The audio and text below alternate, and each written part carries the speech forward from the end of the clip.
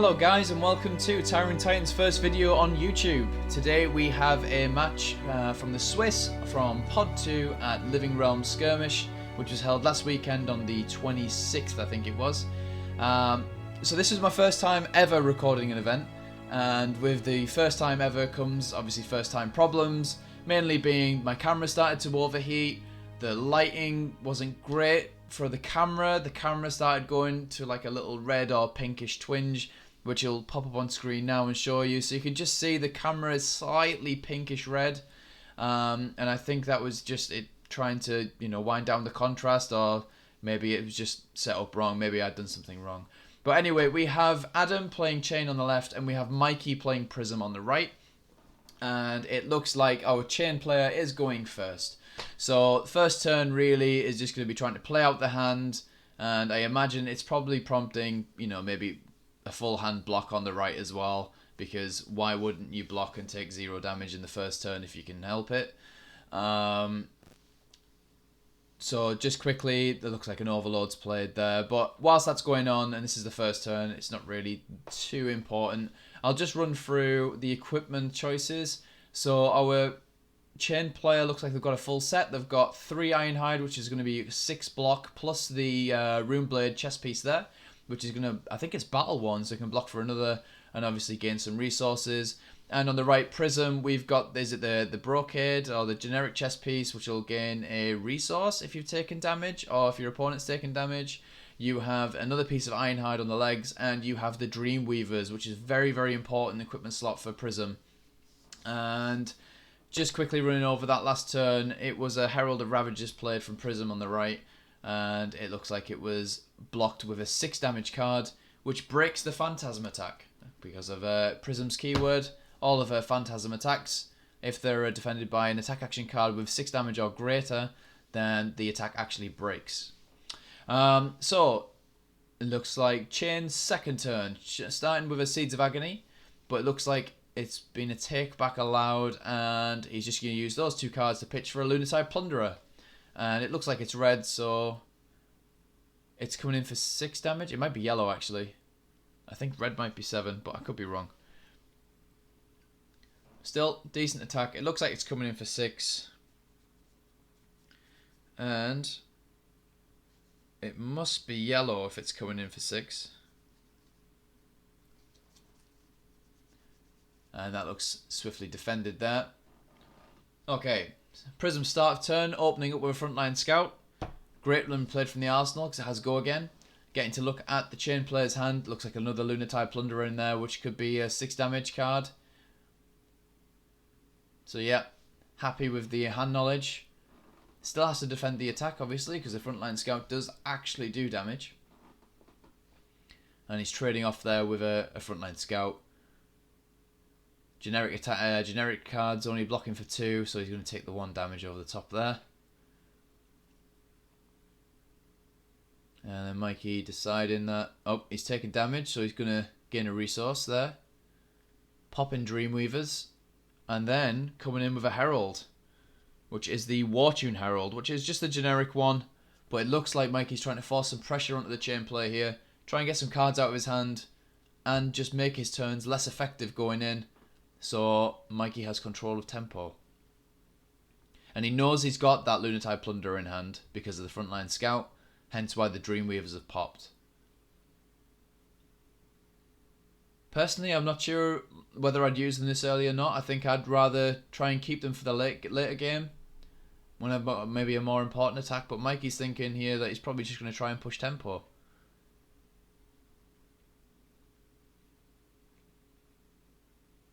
Obviously, Adam carefully weighing up how he wants to block here. Mikey obviously knowing that he's got the 6 damage card. So does he want to just defend with it anyway, or is he going to trade off? Because I think there's that Riftbind there as well. So he's pitching the Seeds of Agony, which is great because you want to see them for your Soul Shackles later on. Prompting a block for 5.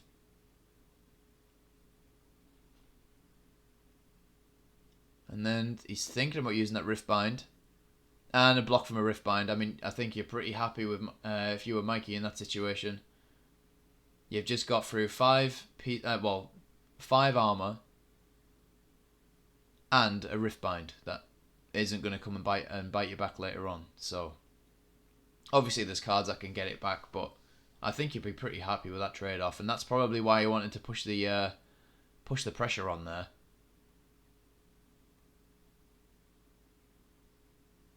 Okay. So we know he's got the Lunatide Plunderer in hand. And he's neglecting to do anything, just passing the turn and drawing 4. So Mikey's obviously gained a massive advantage there because his opponent hasn't been able to swing back at him, which means he's just got, you know, a 5-card hand and he's had no pressure put back on him. But I understand the reason. You've got a 6 damage card in hand. Okay. So starting off with a Belittle, revealing the Overlord. And he's going to search for a Mannerism.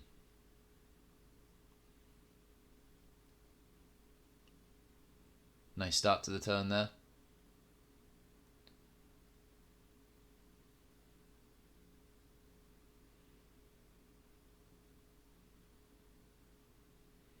Okay, it looks like no blocks on the Belittle. Taking that damage.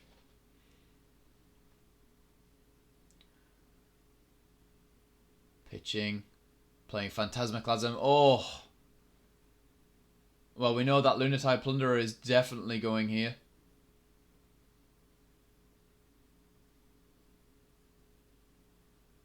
Drawing a card.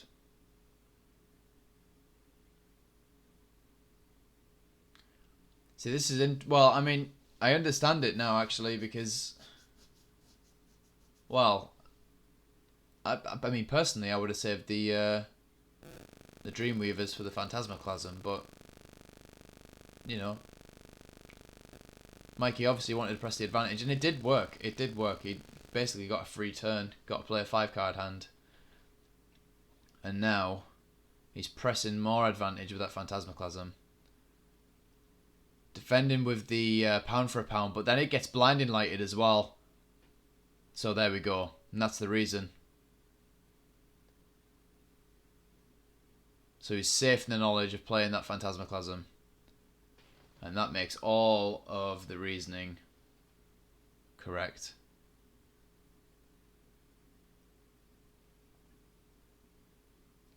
Mikey putting a card in Arsenal.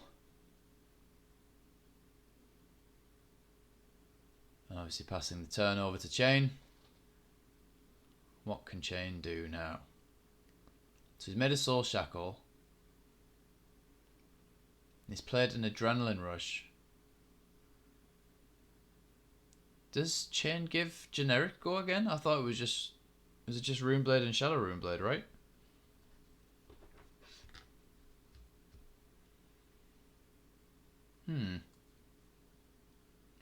Maybe I'm missing something. Okay, so Adrenaline Rush into... Is it Arcanic Crackle, right? So dealing the arcane damage and then coming in for 3.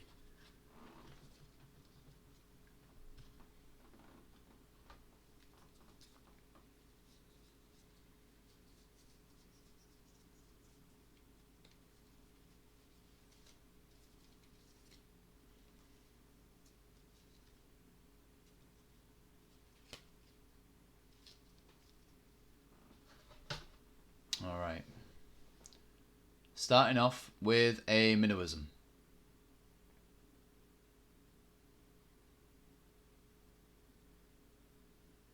Just thinking here, taking his time.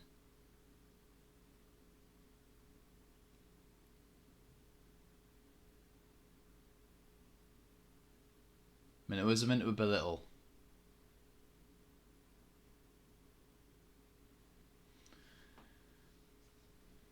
I guess there's no trigger on the Belittle there.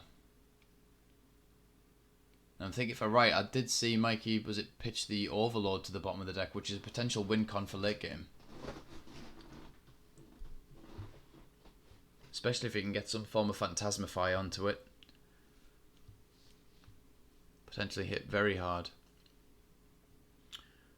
Okay, Adam checking the discard pile.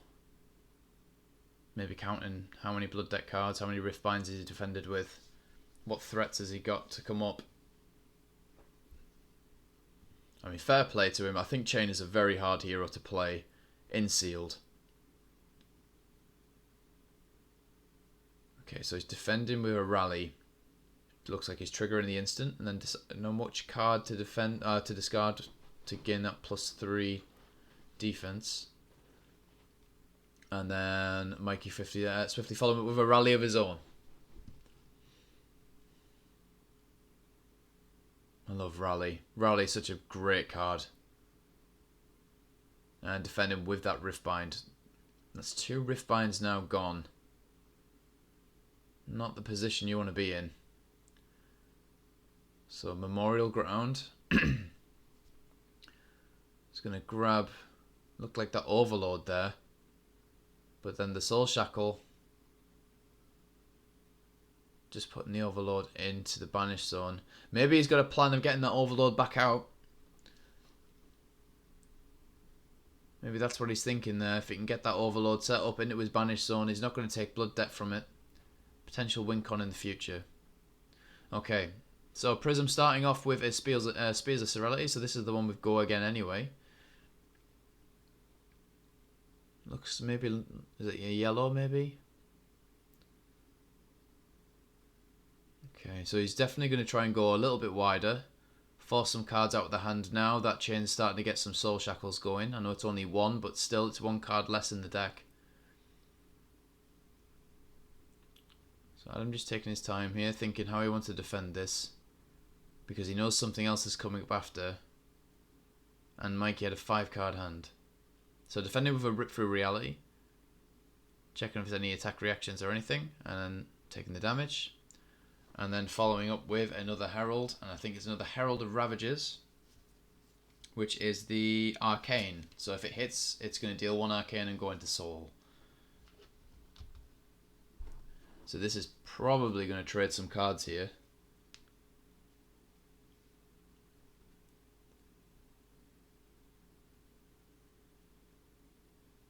And it looks like there's that Adam on 7 life there. So the last thing you want to do is start taking these pings from the Arcane. So it's going to take a 2-card block there. And he's down to 3 life already. So that was a big hit. And obviously the Ravages has hit, dealt the Arcane and gone into the Soul. Interesting to see if he makes a token here or waits until his turn so he can swing with it. It looks like that's what he's considering. Yep, so he's going to make it now. Maybe he's thinking just to protect himself from the Arcane because the Spectral Shield can block Arcane damage. Be handy for stopping those Ripper Realities getting Go Again. So the Soul Shackle hitting a Ghostly Visit. So it can be played, I think, from the Banished Zone.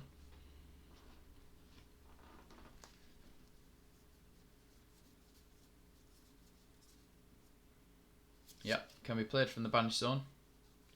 It looks maybe to be blue, so not the strongest of cards to be hitting. But it's still something that can be played. So he can use his hand as a bit of a resource here. Put some cards back into his deck. Looks like he's considering that Arsenal card.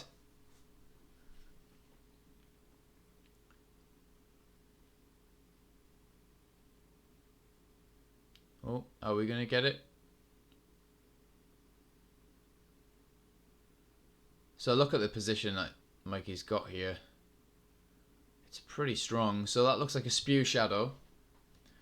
So I think Adam has played it with no... Ah, it does have a target. It's obviously hitting the Overload. So he wasn't going to save it for later. He's using it now. Maybe just to try and get a card out of Mikey's hand. Obviously with it being dominated...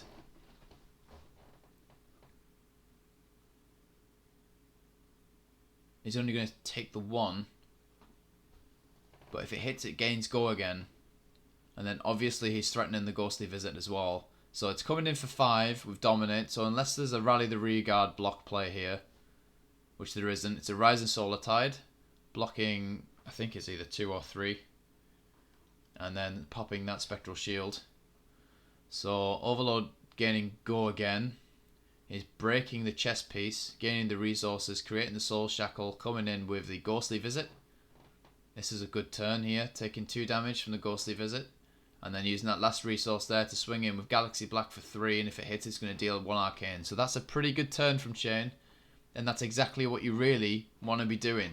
But you want to be doing it more consistently, and I'm not sure if in Seals you really get too many turns of those. In draft, he's a completely different monster. I think Chane could potentially be the hero to play in draft. As we all know, Matt Rogers winning the calling on Chane in the draft. But also very interestingly, it was Levia that made the final against Chane as well. So I think these Shadow Heroes are something to watch in draft. I think Levia has the edge in Sealed against Chane. But definitely in draft, I think the power levels changed dramatically.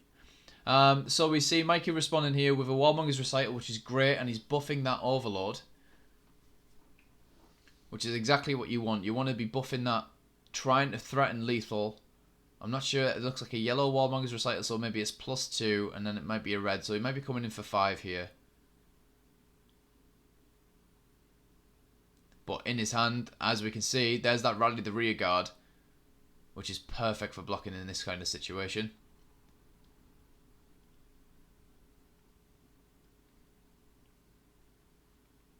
If anyone's been watching or listening to Arsenal Pass, they always tell you to pitch to win. And pitching those two cards together or saving them for the late game situation where you can basically win off it, that's exactly what you should be doing. You shouldn't just be wasting it. Don't play the turn cycles. Play to win. Pitch to win. So you want to be pitching those cards together so you see them in the late game. But as we can see, it's perfectly defended there by a Rally the Rearguard, triggering the instant to block for 5. So great turn there from Mikey, but great defense from Chane. And the beginning of the turn we see 2 Soul Shackle. So we've got a Rip for Reality and a Spew Shadow. Spew Shadow not going to be much help this turn, but Rip can definitely be played. So he's making a Soul Shackle. I wonder if he's just going to go straight for the Rip. And there he goes, yep. Going straight for the Rip for Reality.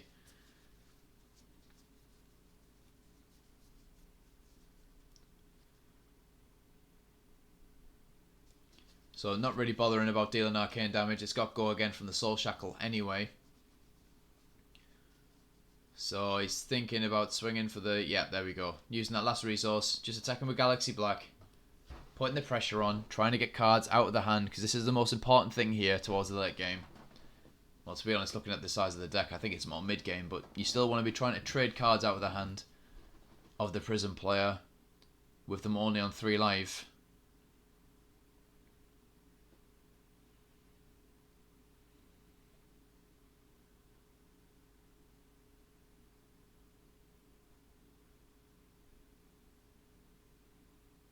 Okay, Mikey just weighing up his options here.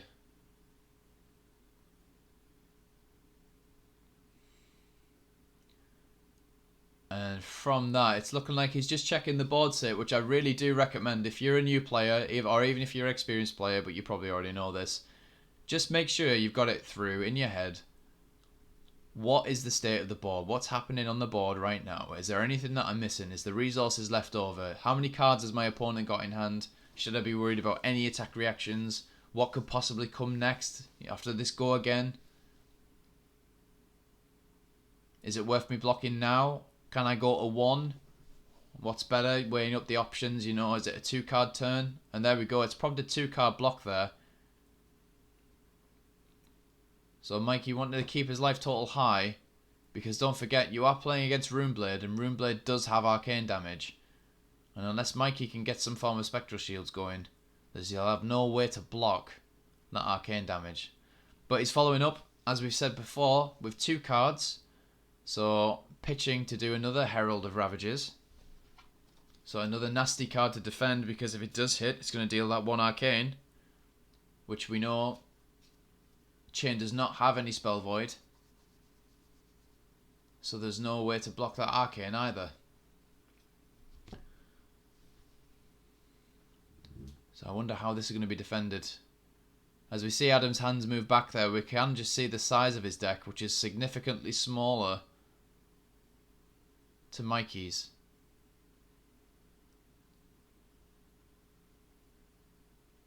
Okay, so it looks like 2 cards. Oh, is that an out muscle? And not an out muscle, it's a pound for pound. I wonder if you'd try and swing the tempo here to break this one, or whether you'd save it. I mean, that's even if it's a red pound for pound. But I'd be thinking, can I trade this 1 card here to come back with 3?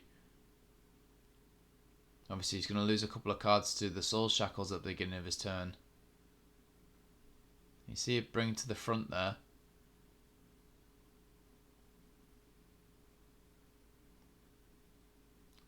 I mean, this is the thing with a competitive environment, right? It's always best just to take your time, run through your decisions, just think about it. Don't be trying to play off reflexes and make mistakes. You need to be thinking all the time.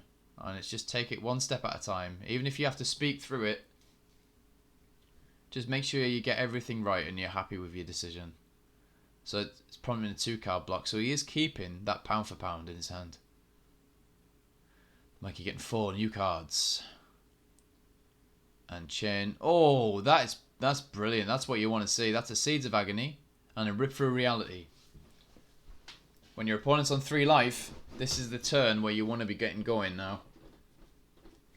Okay, so we see the Seeds.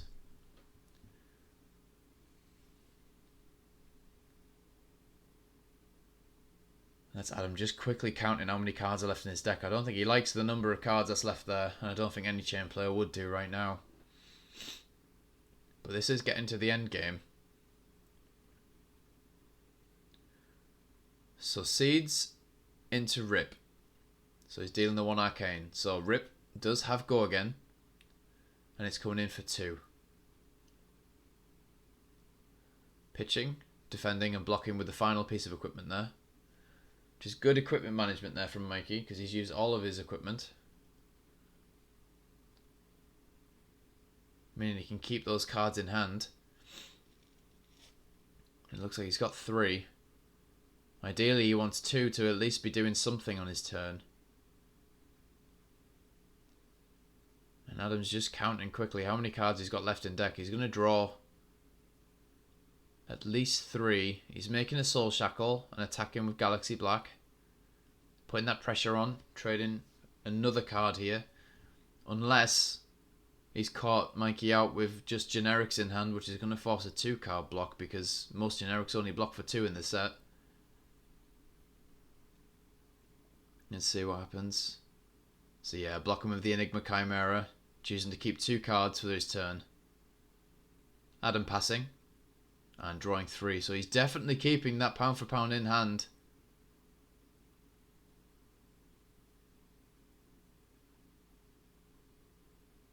Okay.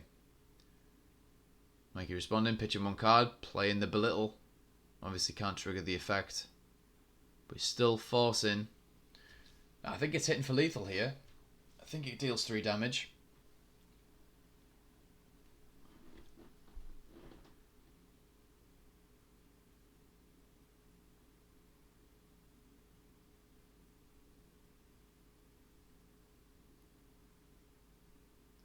The thing is, if that's a pound for pound, you really want it to have dominate, and you need to be lower than your opponent to get that.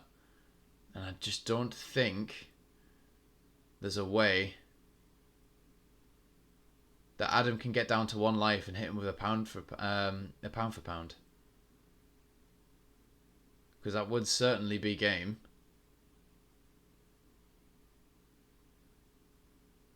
Unless it was a rally from the rally of the rear guard play to defend for 5.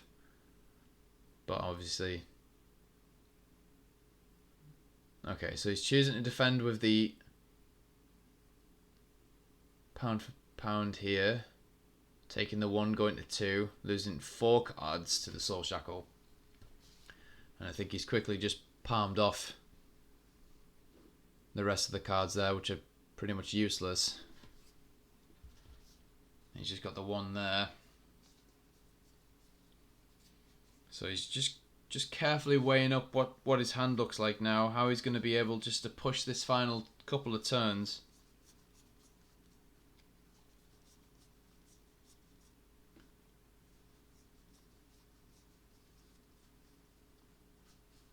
Just quickly checking his banish zone again, making sure he's not missing anything.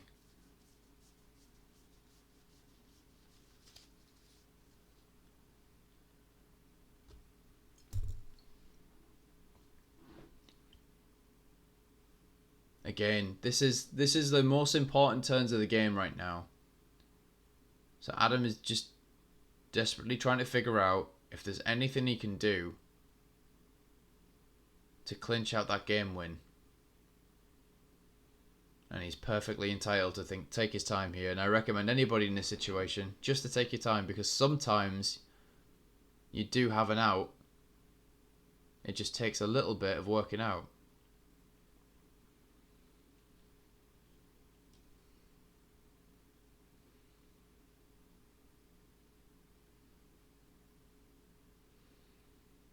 So it looks like a pitcher who's just going for the Lunatide Plunderer at play. Just raw damage.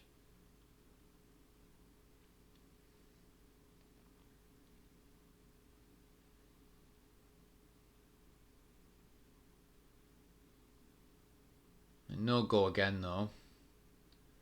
Obviously he's pitching those two, but he knows fine well that's going to be his hand.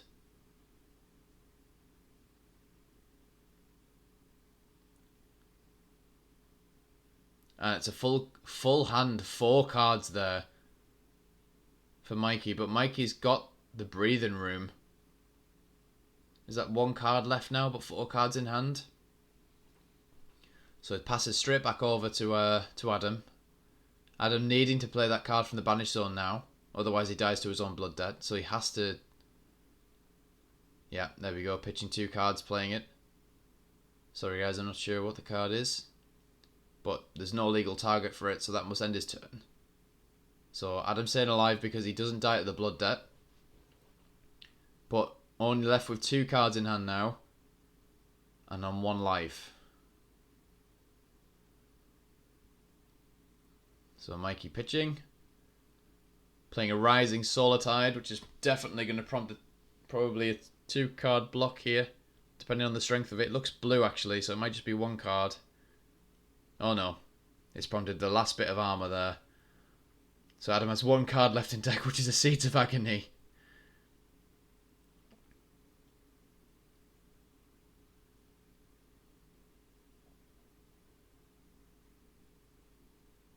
I think if he pitched that there, he shouldn't have that in hand, right?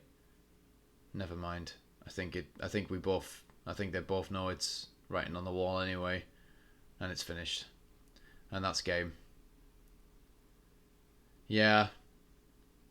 Unfortunately, I just think Chane I'm not sure if he can stand up in Sealed unless he just gets like an absolutely fantastic pool.